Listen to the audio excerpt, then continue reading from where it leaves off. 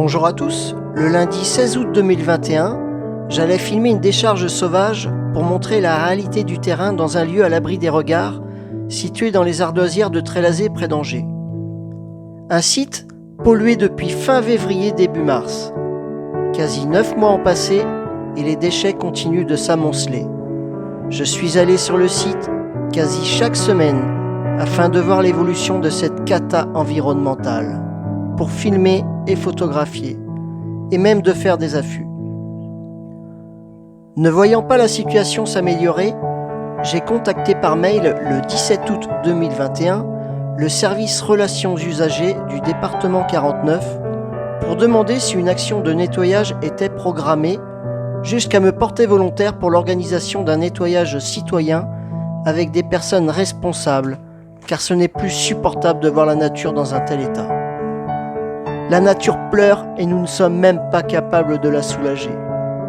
Le 25 août, j'envoyais un mail à la mairie de Trélazé pour savoir où la situation en était. 2 jours plus tard, la responsable de la cellule des services et techniques administratifs me répondait que le signalement avait été communiqué aux services compétents pour intervenir sur le nettoyage dès que possible. Les semaines sont passées et ne voyant toujours aucune action, j'ai contacté ce 17 octobre le maire de la ville de Trélazé, Marc Goua, qui n'a pas tardé à me répondre comme quoi il suivait ce dossier de près avec ses services techniques dont je ne doute pas. Pour revenir à ce site pollué depuis des mois qui se situe en contrebas de la route départementale 117 dans le parc des Ardoisières, sa gestion est assurée par les services d'Angers-Loire Métropole en lien avec les services municipaux de la ville de Trélazé. Et au vu du volume des déchets sur le site, le traitement de façon conjointe est quasi nécessaire. Il faudra forcément du matériel lourd comme un tractopelle et des bennes pour l'évacuation, car finalement un ramassage manuel serait trop risqué ne sachant pas la nature des déchets.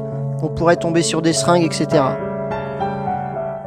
Ce samedi 23 octobre, le maire de Trélazé, Marc Goua, et son adjoint à l'urbanisme, M. Alberac, sont venus sur les lieux pour constater, et la réaction du maire a été la suivante, je cite: « Je n'avais vraiment pas vu l'ampleur du phénomène. C'est une vraie déchetterie, mais en tout état de cause, il faudra que l'agglo assume aussi, car la ville ne peut pas tout faire. » Et oui, en effet, lorsqu'une ville met en décharge, elle paie, alors qu'un particulier, non. D'ailleurs, au passage, pourquoi les collectivités elles paient la mise en décharge? Est-ce vraiment la solution de leur donner les moyens d'agir? Bref, je ne vais pas m'éterniser. Ma question à ce jour est la suivante. Pourquoi autant d'attentes pour réagir? Pourquoi autant d'attentes pour agir? Cette décharge, elle est là depuis 9 mois. Qu'on ne me dise pas qu'il est difficile de prendre les auteurs en flagrant délit. Il suffit de se rendre sur le site et d'attendre, de se planquer. Je sais de quoi je parle, je vous assure. Un camp est situé à 2 pas. Et nier que les déchets alimentaires proviennent de là, c'est se mettre des œillères. Savoir, mais ne rien dire.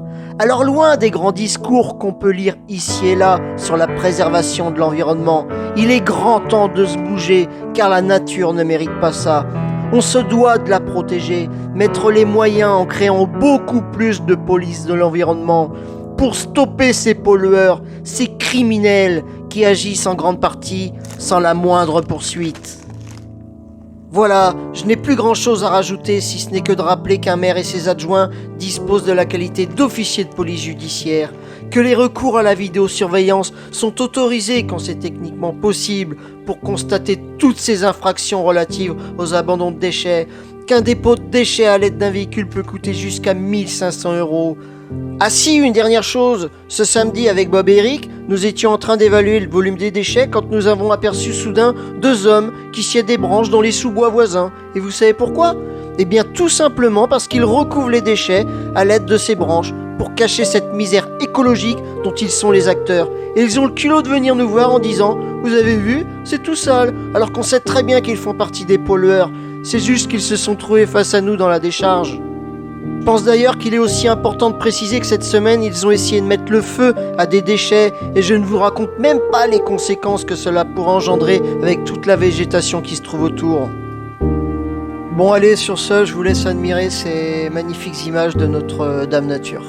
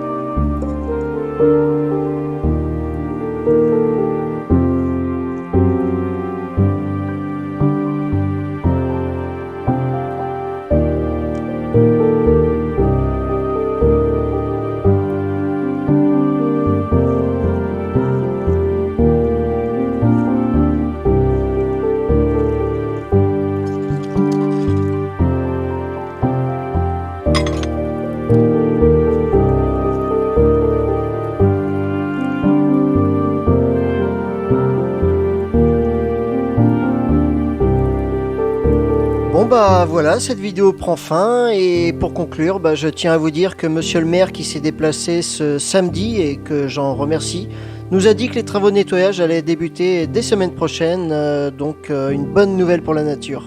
Merci à tous.